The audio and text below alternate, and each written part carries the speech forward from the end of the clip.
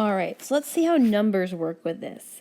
So the rate of change of A over time is just its change over change in time. And A2 is its change over change in time.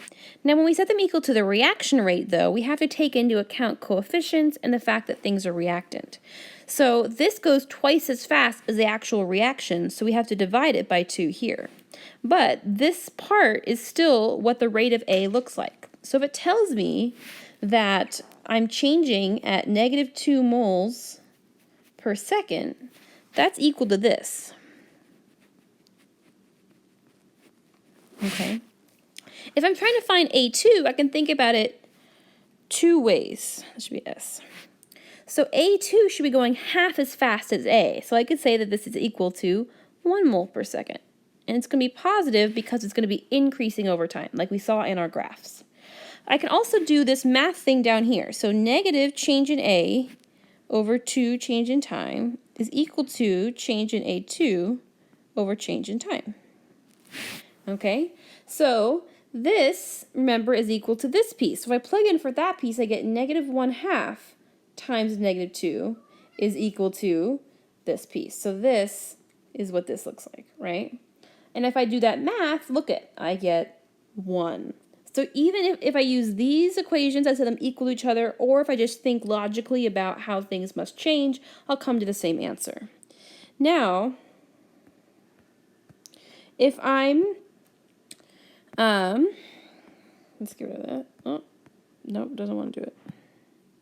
I'll figure this out eventually, guys. Okay, if I want to find the overall reaction rate, right, that's going to be equal to this as well. So the rate is equal to negative the change in A divided by 2 and change sign. So you'll notice that in this case, the reaction rate is equal to the rate of A2. So the reaction rate is equal to the A2 rate. Oh, that should be an A, not a triangle. The reaction rate is equal to the A2 rate because it's going at a rate of 1 every time. Like, we make 1 every time the reaction happens. So it's speeding up the same amount as the reaction. So we just set these equal to each other. That means that the reaction rate is also equal to 1 mole per second. This kind of looks crazy. Let me erase everything and talk about it one more time just to go over it. Okay, one more time for good measure. If I have the rate of change of A over time, if this is equal to -2 moles per second, right? Because we went down by 6 and it's in 3 seconds, so I divide that, I get -2 moles per second. Okay, so -1/2 times the rate of A is going to be equal to the rate of A2. Now we want to write it like this because that's how AP is going to recognize it.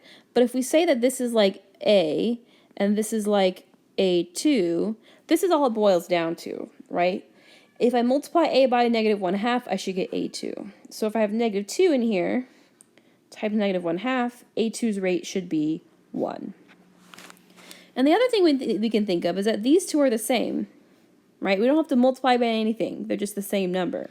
So A2 is equal to the reaction rate. I could also say that -1/2 A is equal to the reaction rate.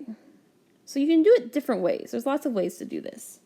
And it's all based on just these coefficients. It's really just normal mole ratio stuff, but now applied to speed and rate. Try the next couple slides and see how this goes. You'll see another example of how to do this in a couple slides.